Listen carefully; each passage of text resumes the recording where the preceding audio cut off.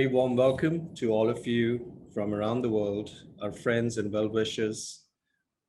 Welcome to the AWA Agora show. Today's episode is going to be fantastic. We have a great guest, but first of all, you will notice that the background's different. We are finally back in our office after 15 months of working from home, and ecstatic about being here. And I wish for all of you around the world to have some kind of return to normalcy. I know, parts of the world are still combating with it, but our wishes are with all of you, so that we can all get back to work and start enjoying a little bit of normalcy and, you know, be able to meet each other more often. Having said that, it's our fourth episode of our third season. We have crossed 700 subscribers on YouTube, which we are thrilled about. So I'm really thankful to our guests and to all of you, as well as the production team of Justin and Anoop and the others in putting this together cohesively. And, now we are bi-weekly and we have a great roster of speakers in front of us. Somebody just asked me this morning, it's like, how do you know these people?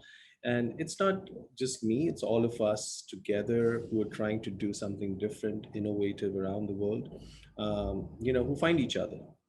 And whether it's in a conference, whether it's through a forum, whether it's a common friend, we find each other. I met Mark many moons ago when I attended the first conference of my first conference of the ILA at Vienna.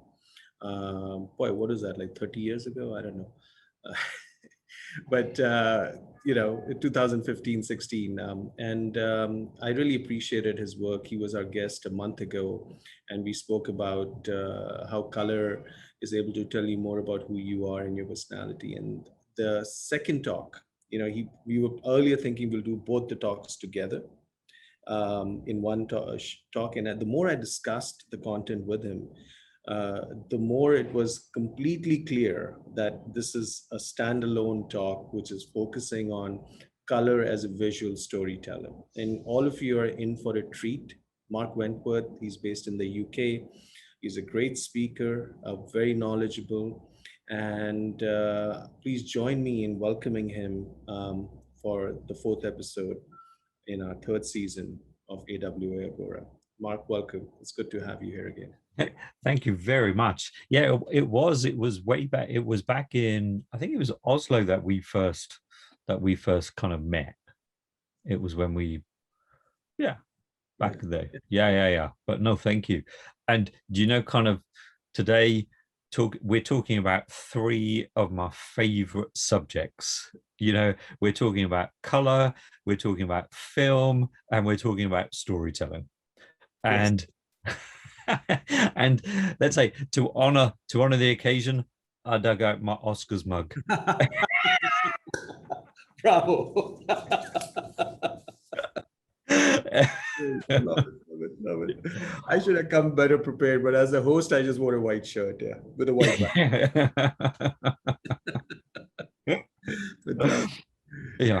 Yeah.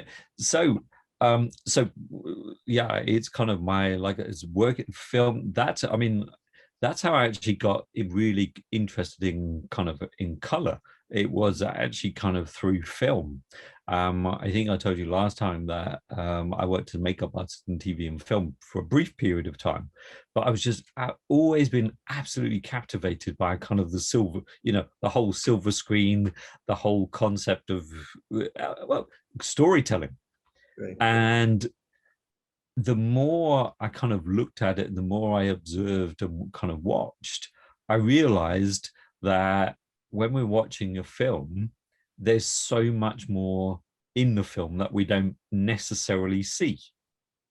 Mm-hmm. And I know maybe it's a play, maybe it's really splitting hairs, but very often when we watch a film, we don't actually see a film. Because when we watch a film, that's kind of quite passive. It's we are observing, we're absorbing. So it's quite a receptive, passive experience. But when we actually see a film, we're somehow more engaged with the whole concept of the film. Right. Right. So what I encourage my students to do, and a way of really helping them to understand color as a storyteller, is to, like I've said, is just switch the sound off, even if it's a film you've watched many, many times before, and simply see it and pay attention to the colors. Fascinating. Because you think that sensorially, if we cut one of the senses off, because you're watching and you want to really see, it's the same as hearing and listening, right? Yep, exactly. So what you're doing is that you're shutting off the other senses, or at least in this case, the other major sense, which is the hearing, and probably channeling all your energy to seeing as against watching. Fascinating. We should try that. I'm going to try that this weekend. Yeah. And, which movie? Oh yes, I've got a few. I've got a few to show. We're going to talk about a few of them. But it's a sense of, so if you think, okay, nowadays we have kind of like digital technology, so maybe we don't spend so much time in cinemas, but even when we're watching, let's say, a computer screen, or kind of wherever we're watching a movie, we're focused on those images. And so, as you know, from the lighting perspective, we're kind of absorbing all these different kind of light frequencies, right? Which, so for a period of time, we're in this we're entering into this world of kind of light, sound, frequency, right? And all of that is actually having an impact. Sure. Subtly. And there's a really good place to start. So let's start with the first slide. I have a really good kind of presentation to show you. Can't wait. So I think we're all pretty familiar with this kind of image. And if you think about when we go to the cinema, when we kind of watch a movie, what we're doing is for a period of time, we are suspending our everyday life to enter into this other world, the other world of the story, which is about to unfold on the screen. And so if we look at the colors, there's the kind of the purples, or different shades of purple, there's indigos, and the lights are pushing up. So, and as you know, those colors actually take us into other worlds, imagination, fantasy. There's a lot of association with purples, lilacs, taking us like meditation. If we use them for meditation, they take us away from the physical and up into another world, which is perfect when you're about to watch a story. So for a period of time, we suspend our everyday life and enter this other world. And this other world, Mark, is kind of an aspirational fantasy world that exists with a lot of color, because there is a flip side to it, which is that there is another world, the dark, underground, going, into the blacks and the grays. And it's fascinating for me that when you have an aspirational part, which is what human beings are basically, made of, is aspirations. I mean, yeah, the whole world goes around on that, right? That they are dreaming in colors. And what you covered last time with the color personalities, all kind of connected, right? That they're dreaming in colors. Like what my color was a violet. No, mine was an indigo. So, indigo. And so I immediately gravitate towards the sky here, this image that you're showing for 20th century Marks. And it's just fascinating that colors actually is not, we have the saying about like go from darkness to light, in Sanskrit it says tamasoma jyotirgamaya, right? but here what you're saying is that which is really lovely, is that you're actually going towards color, you Yep. know, Hmm. from, Yep. from darkness. Yeah. Really, thank And also, you. kind of, it's the sense of kind of when we go to a movie, we can all go and see the same film, but we will all relate to different parts of it. Nice. And that's very much based. We will project from the kind of from the Jungian perspective. We will project different parts of our own story into the film that we're watching, and True. that's why well, I think film is a replacement for kind of the theater and the as in the kind of theater, think of kind of in ancient Greece, and for the kind of the big kind of tragedies and the Greek dramas, and indeed in a lot of kind of non-Western tribal cultures, the way of transmitting messages from other worlds was through drama. Right. Hmm. And to me, what we've done is, because we don't do that anymore, we've just transported that into film. Right.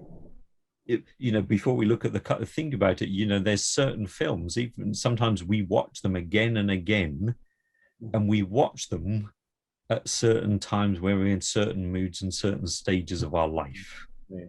Yeah. Hmm. In the in ancient Greece, in Asclepion, if you had an illness or something going wrong, you would go and see the physician. The physician would then tell you to go. You would then go sleep in the dream temple, in the dream rooms. You would come back with a dream, and the physician would not interpret, but from what you said, they would then tell you to go and see a specific play, knowing that within that play would be a specific cathartic moment, which would be the remedy for whatever your symptoms you were presenting.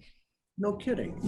Yep. So translate that into today. Imagine going to see your doctor and say, I've got these symptoms. The doctor says, okay, what you need to do is go home, sleep, and tell me when you have a dream. Come back and tell me your dream, and then I'll tell you which film to watch.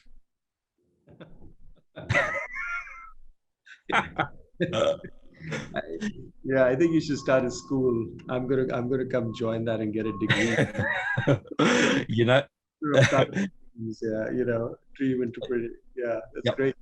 yeah, absolutely. Kind of, and and so that's the thing, is that in the sense of, that's why I kind of love my work so much, because it gives me permission to watch films in the middle of the day where it kind of is like, no, this is work. I need to know which films we're talking about. Okay. So now I get it. When some of my team members are watching stuff on the Yep. screens, Yep. is that they're actually working through their Mm-hmm. Yep. personality.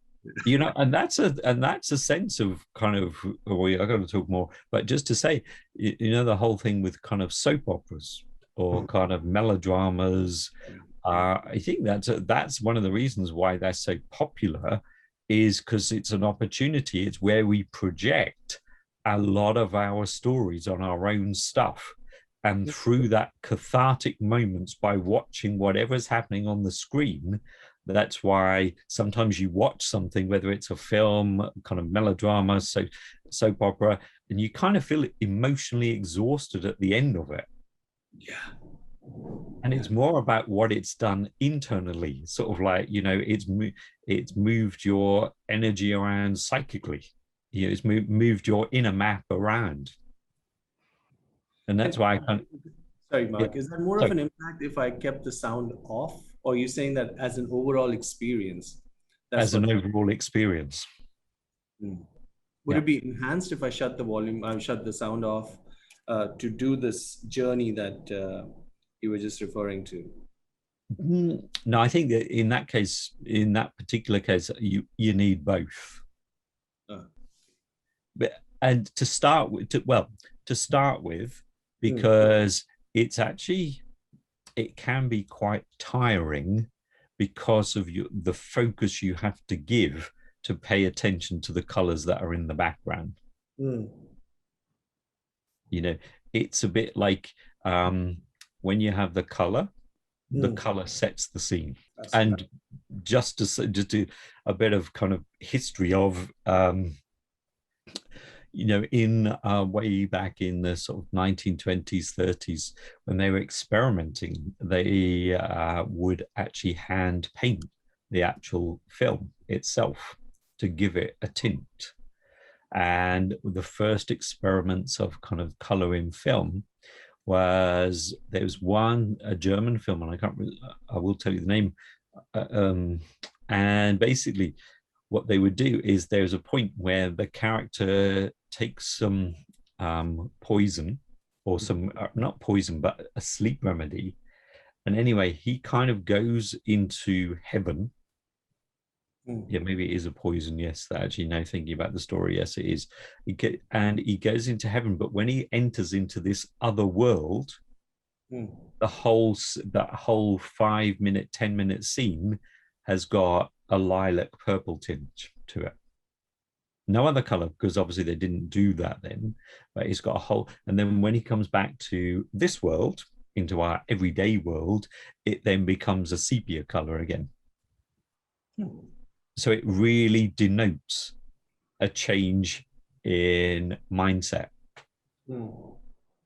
And Mm. then when Technicolor and color in film first arrived, which was in the US, the British film industry response to color in film was, it'll never catch on. Anyway. I wonder if they invested in Twitter. Yeah, you're saying no, that's never going to catch on. Yeah, Yeah. or you know,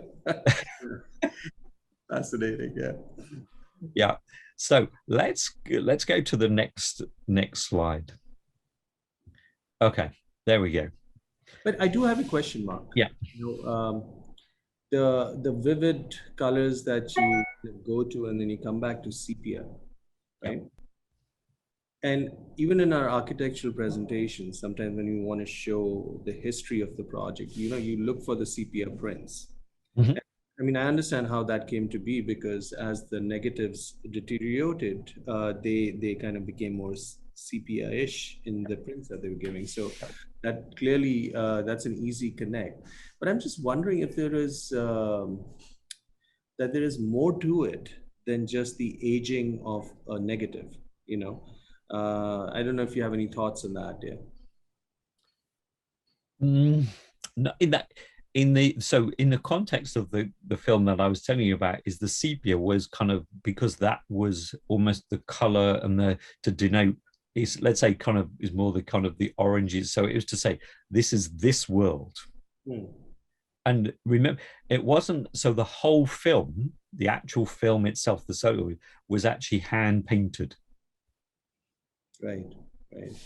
And Yeah. so they couldn't, so there was no other color. There was just two colors. There was the sepia orange color, and then when he had spent the time in heaven, in another, that was completely lilac violet. And then when he was waking up, it changed from the lilac back into the sepia, to denote the change in the worlds and in his emotional mental state.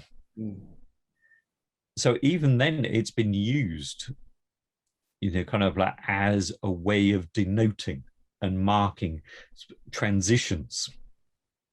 So color is a very good at marking changes in a story, a transition point. Got it. Yeah. So here, as it says, it tells a story, and it's all about the shade, the tone, the placement, and as soon as we do that, it requires an action, an adjustment, and behavior, and brings about a change in mood. Understood. All at the speed of light. Right. Right before your eyes. So this film, Pleasantville, I don't know if you've ever seen it. It was a brilliant film, because they enter into this Pleasantville, which, as you know, where it's all black and white, Mhm. and everything is kind of perfect. nothing ever goes wrong. You know, the football team always win. It's always a sunny day. Everything is just so perfect. And yet when the characters enter, as soon as they start feeling different emotions, they start turning into color. So color denotes in this about a change in different feelings beyond the normal. You know, in this kind of the scene in that with the red cherry, you know, kind of it's Reese Witherspoon. And it's quite funny because they talk about dating, as in a dating is in Pleasantville, is maybe you bake cookies. If you're a woman, you bake cookies, or if you're a girl, you bake cookies for the person you're interested in. And that then becomes part of serious dating. Reese Witherspoon, her character comes from a different place and she has different ideas. And as she has different ideas, so as you see, the cherry is 1 minute is kind of black and white, then she whispers something in his ear and suddenly there's color. Really great, yeah. So they used it very very, very well to denote that aspect. And it's really worth, you know, it's such a great film for showing how we change. And also, remember, when you're sitting, whether you're looking at your computer screen, phone screen, or in the cinema, you're absorbing, as we said, all this kind of light, all these light frequencies, these color frequencies, absorbing them through the eyes. And that then is actually creating a physiological change in the body. So tell us more about that. Tell us more about the physiological change. Yeah. Some of us who are working as architects probably wanting to know that too. Yeah. Mm-hmm. Yep. So in the sense of, you may have heard of the research that was done where by projecting different colored light on the person's skin without them actually being able to see it, let's say red light on the back where the person can't feel the light source or the heats from the light, and then measuring things like kind of blood pressure and how it increases heart rate, blood pressure, and then applying green, blue, and it reduces blood pressure. So in the sense of kind of the environment. And so with this, the physiological effect, it's the body is already preparing on a chemical physiological level about what's about to happen next. Everything is in constant movement. Everything is constant flow. And everything, you know, kind of from the color perspectives and light is all happening at a very high frequency, very fast, literally at the speed of light. Yep, exactly as it says, nowhere more visible than its use in film to enhance and deepen the audience emotional engagement with both plot line and character.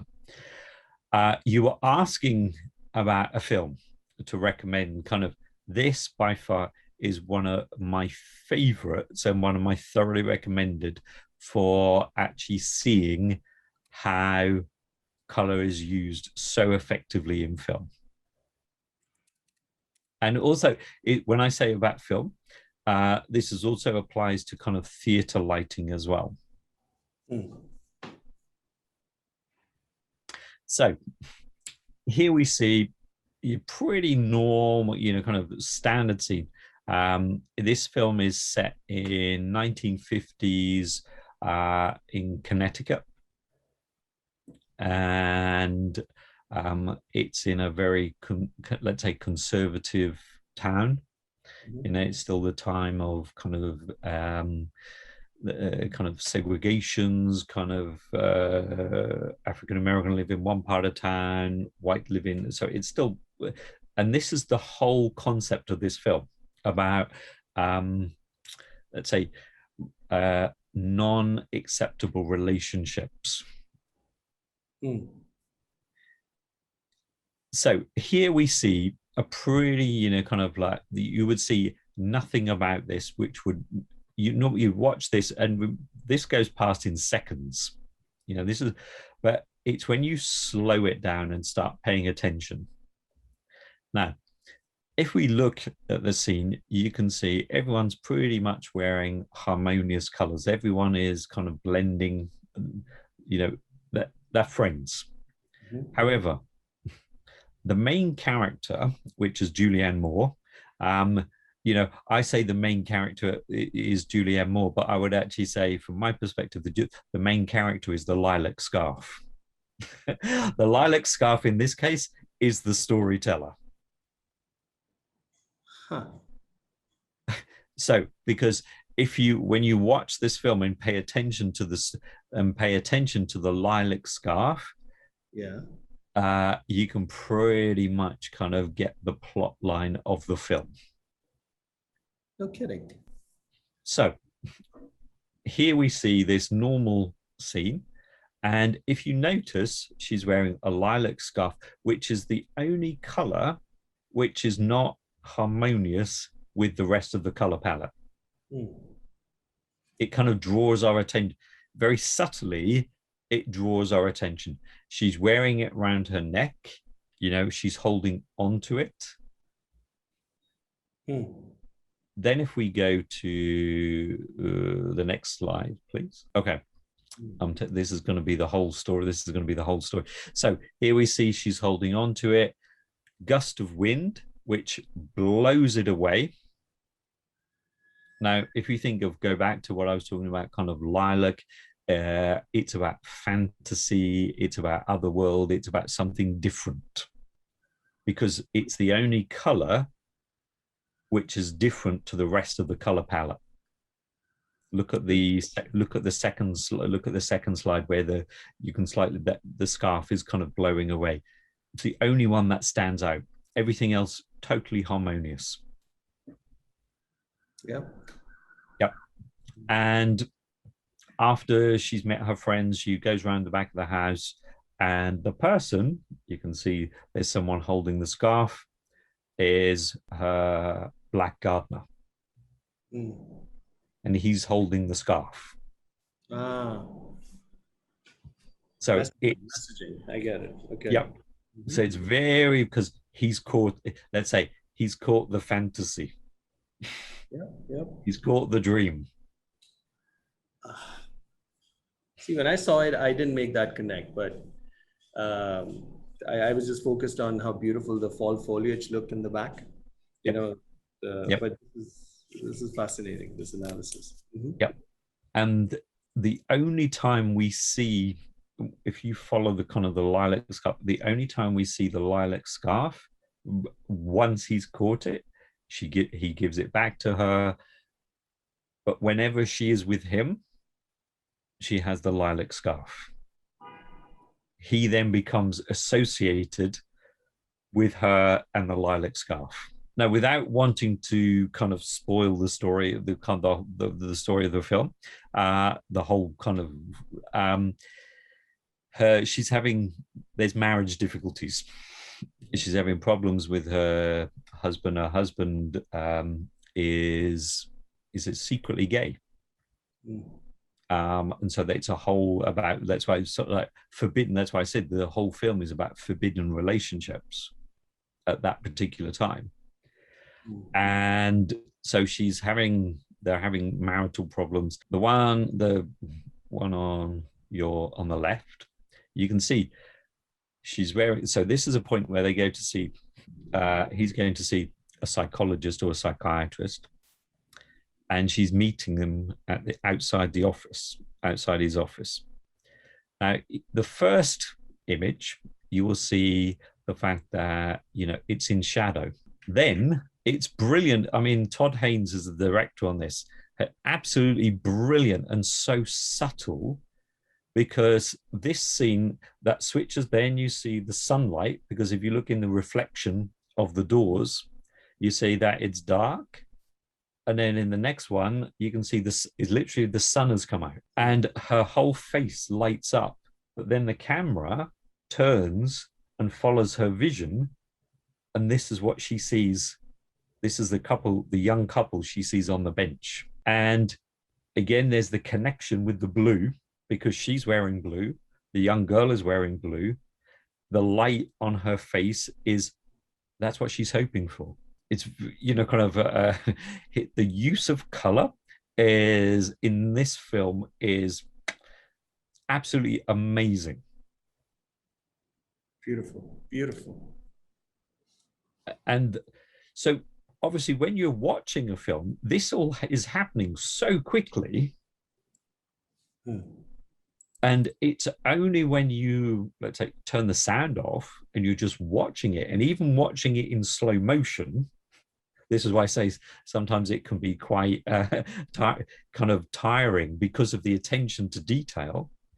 But when you actually slow it down and watch the change in the kind of, like in this scene, kind of the change in the light, literally in seconds, from shade to sunshine, then follow the camera, follow her view, and this is who she sees. The blue dress, even I don't know if you can see it clearly enough, but even the kind of the shape of the hat that they're both wearing, it's both got circular. So there's this sense of her that's her hope.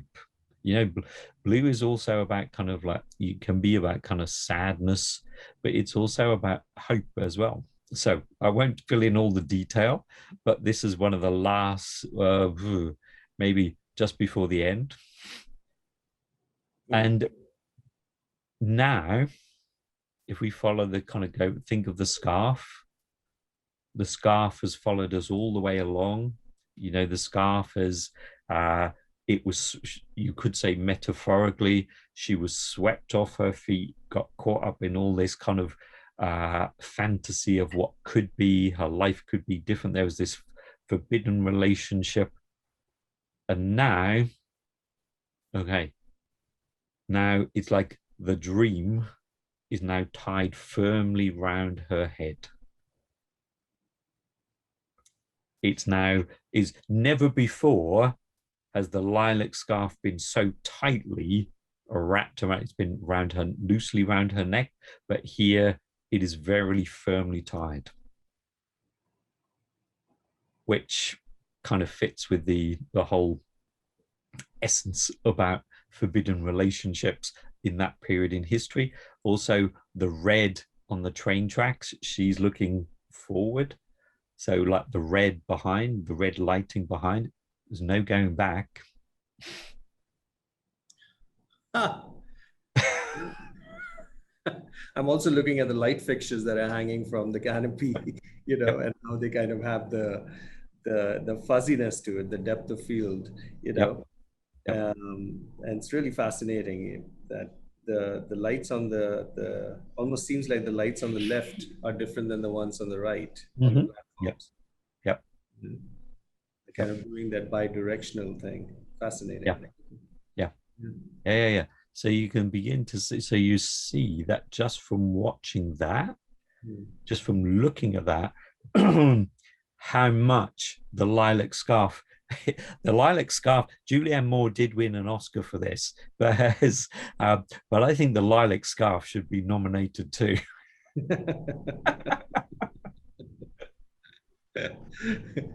But the other thing that, at least in this photograph, I don't know if you saw it in the film too, but I see kind of a lilac halo in the background. Is that? Yes. Yeah. Yeah. And so to remember, so excuse me. So if you look at, have you seen the film Joker? Sorry? Have you seen the film Joker? Spell that film? The film Joker. No, I haven't seen the film Joker, no. Okay.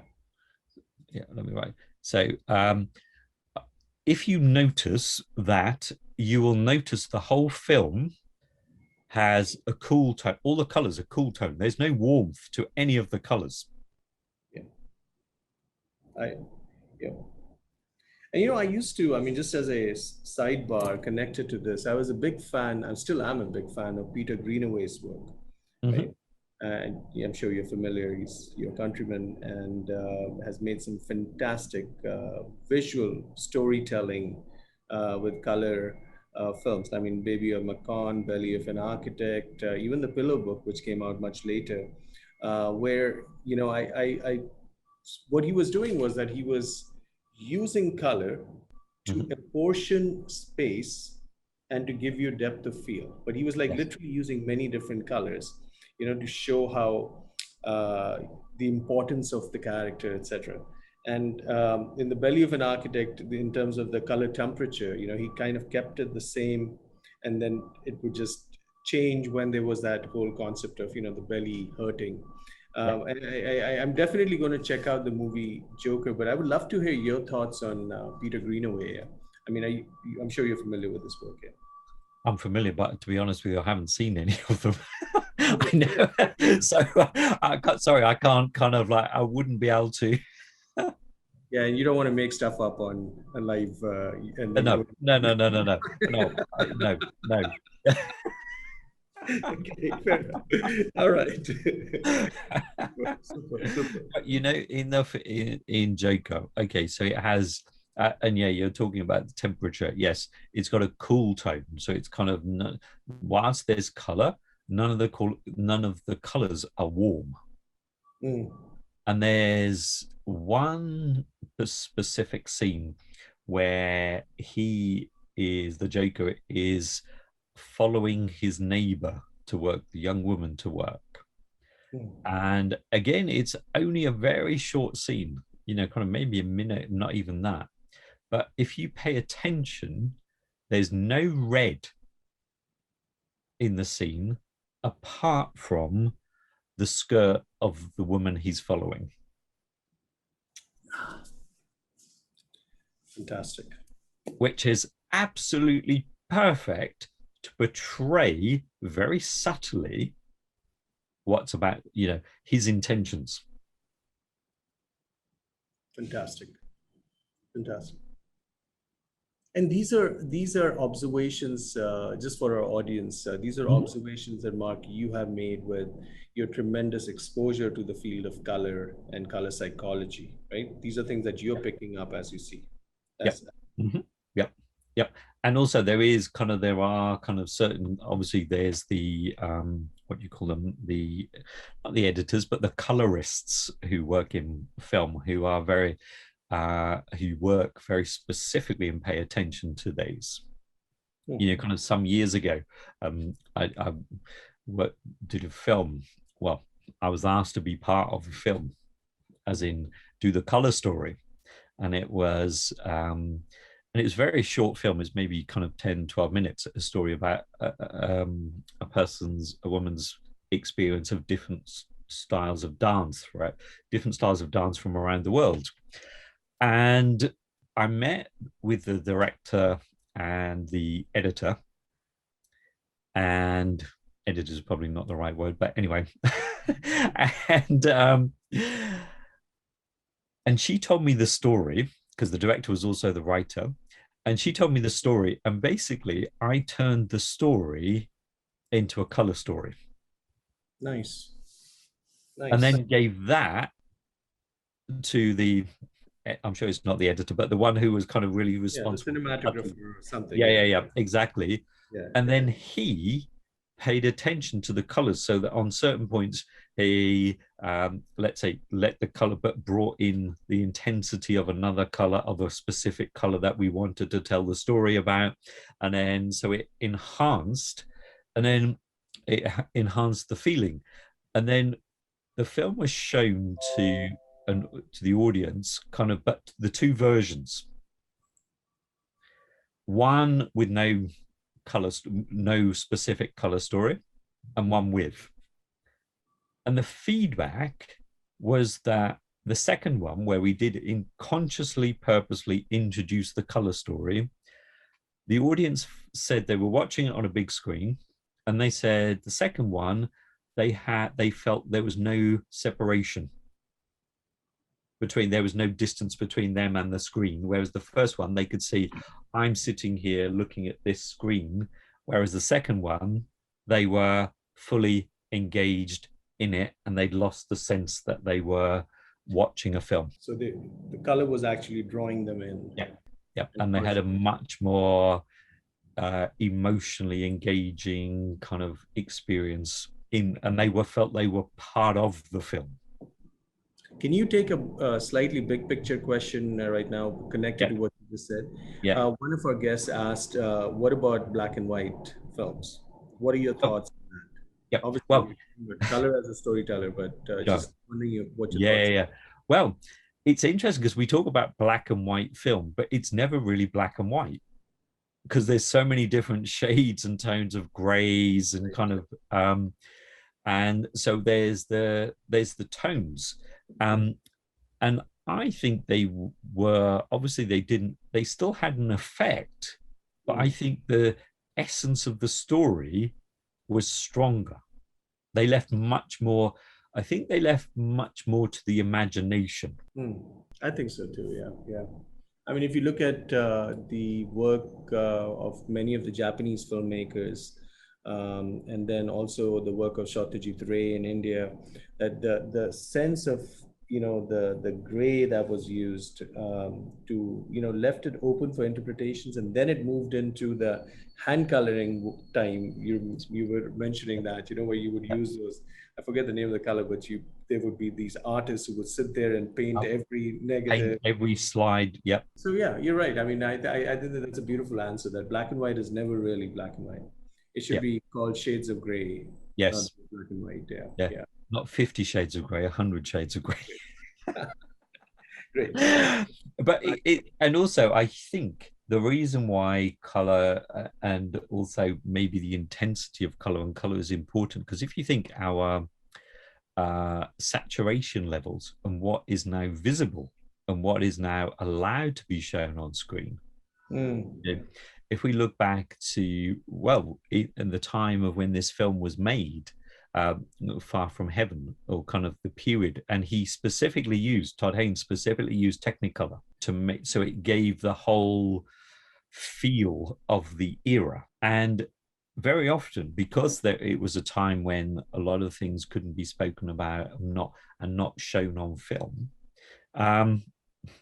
it was portrayed through color, which takes us perfectly back to this one. Very famous film, Singing in the Well, even if no one's seen the film, they certainly know the song of Singing in the Rain. This whole song and this whole scene, when he's singing the song, Singing in the Rain, you could say this is the 1950s version of a very powerful lovemaking scene that we would see today. Fully clothed, I get it. Yeah. So, yeah, I'm being kind of poetic in what I'm saying. So, okay, here we have. It was Gene Kelly and Debbie Reynolds. She's the kind of the character in the kind of the yellow. She's wearing okay. You see, she's wearing yellow and again lilac. Lilac. Yeah. Yep. And if you know the story of the film, there is this kind of whole, they work in film, she's an actress, so there's this kind of fantasy, okay. But here's a question. Yep. From a gender basis. Yep. The examples that you used, the lilac's always been on a woman. Yep. I'm just wondering if there is a connection to, I mean, is there a different color that men fantasize in? When they go to the other worlds and I don't think so, because now in film there is kind of in certainly part of the costume design, they will very often kind of color code, based on the actor's skin color, eye color, and they will base that to actually, so it's much more in harmony with them. So, but in answer to your question, I don't think so. And you're right, actually, it's interesting to note. Maybe it's because it's the most visible. I think for women, there's much more kind of full color language than there is for men. Yeah. I remember you saying the last time we met that 90% of the people who used your color system were women. At least it used to be, and then it's slowly changing. Yeah. But I mean, there's my whole theory is that if men were, more color conscious, that Mhm. I think it would be better for the world Yeah, because absolutely. it's you're connecting more with your right brain and so on and so forth. So really fascinating all the points that you're bringing up here. Back to you. Thank you. Yep. So, okay. So he's leaving her. Yep. His coat does look, there's a violet. So I just see one of the questions in the Mhm. coming up in the chat. Yes. So there is a kind of a gray lilac, you could say. So it's the connection, but we'll see more as we go through the scene. So if we go to the next slide. Okay. So this is when the first image is when he starts singing. And if you pay attention, if you look in the shop window behind him, you will see there is something yellow, very subtle. So already it's told you what he's singing is it's about her. It's connected with her. If we go to the next slide, if you look at, sorry, not the next slide, if you look at the second image, this is the first time, and there's only one more time that you will see red, and you could say, well, red, it's almost like very phallic, and it's very Okay. present in the picture. So you're saying the hydrant and that parking meter or whatever that is, Yeah, that's kind of because what. if you look at the one where he's singing, where he's not holding his umbrella, that's the first image. Then you see it's kind of these yellow in the background. Then he's moving around from the shop window to where the parking meter is, and then red is that's very prominent in the foreground. Then if you then look at the third image where he's outside the bookstore, I don't know if you can see it very clearly, but again, the color is yellow and the plinth is also purple. So all the time, I mean, these are just kind of one or two images, but Mhm. if you look at the full scene, which is about 4 minutes, you will see yellow and purple all the way through. So it's literally like it's all about her. Fantastic. And then when you get to the last bit, the last scene where he's in the street and he's waving the umbrella, you will see that the fire hydrant is now in the background. And let's say it's much smaller than it was at the beginning, which is why I kind of say, if you watch this 4 minute thing, it is the equivalent, the 1950s equivalent of a lovemaking scene of what we would have today. Fantastic. Fantastic. I love that interpretation. I mean, there's so many places we can go with, all the subtle messaging. Yeah. It's really quite wonderful, including the umbrella and Yeah. yeah, I never looked at it that way, but I see what you're saying, and you look at it from a color perspective. Whoever was working on the color script, you know, Mhm. was infusing this with Mhm. subtle messaging. And I Yeah. think even what I have learned today, in spending time with you and seeing your amazing analysis and work, is how we can use this in our projects or in life, and things that we put around us, what we wear and so on and so forth. So this is really great. So Yeah. from the point, exactly from that kind of point of view of kind of a visual narrative, enhancing the narrative, it really is that paying attention of, where if we place the color first instead of second or third, then we've got, what is the background, what's the story, what is the story I want to tell. And then of course we can use other things, we can use kind of different shades, different tones. And how we do that is then actually, so if we move on to the next slide, because I'm conscious that, so sets the mood, the scene, the story behind the story, and what's about to happen next before you've even written or spoken a word. And I love the bit about the story behind the story. It's very subtle. And if we move to the next slide, this is back in the film Far From Heaven. Now, here we have what looks like a very happy family scene. Parents have just come home, children are there to greet them. It's all very happy. However, if we look to what's more or less center in that image, we will see it's actually a red poinsettia, but there is red. It's a color that is out of context for the rest. The little boy is wearing something of red, but it's a much darker red. So what do you think the messaging is? So here is like, well, this is a really nice scene, but the red is saying, be careful. Remember, red is about danger. It's about change. It's like, it's a nice scene, but it's not going to stay like that forever. Don't get too comfortable.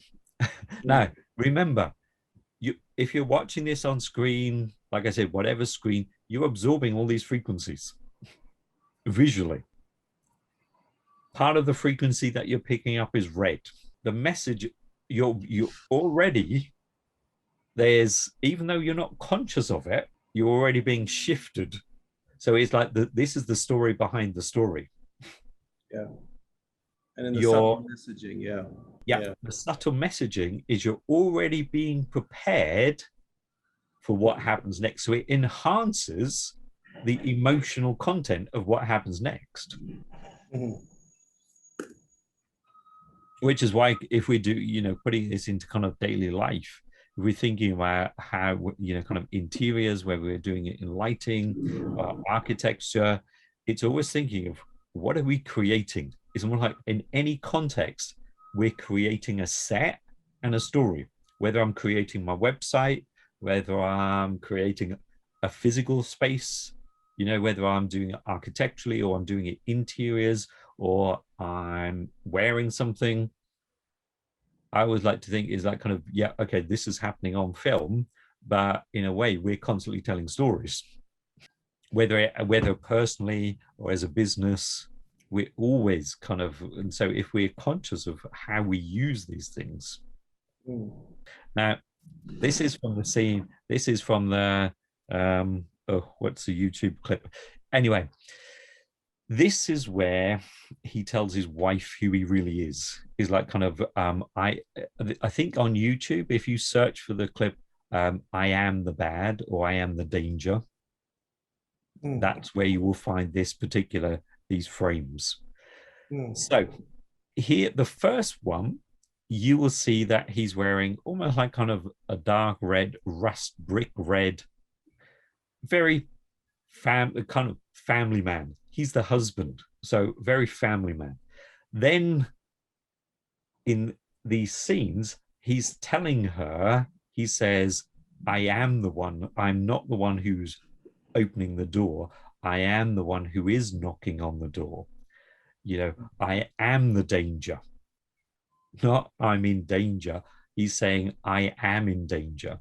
And in the middle scene, he's taking off this kind of brick red shirt, this family man, and he's revealing this almost like blood red. If you've ever seen blood, lots of blood, it's not bright red, it's exactly that red. So he's revealing almost like his true, if you want, his true colors. Amazing. And it's done so perfectly well. The scene in the center one, if you've ever seen bearded dragons, how suddenly they fan up. That's exactly how he does with his shirt. And then he shows, it's like he's showing his true colors. The last one I would say is exactly what I said at the beginning, is have you ever watched a color without sound and just paid attention to the color? And when you do it, it will take you into a whole new dimension of seeing film. Well, Mark, this is really fantastic. An eye-opener, on many fronts, because several of us who are in the audience work with color, work with light, but your analysis, just added that new dimension to information that we thought was like, yeah, we get it. Like there's red there, but the subtle messaging, the story behind the story. I really enjoyed your talk, and I really am thankful for you sharing your wisdom with us.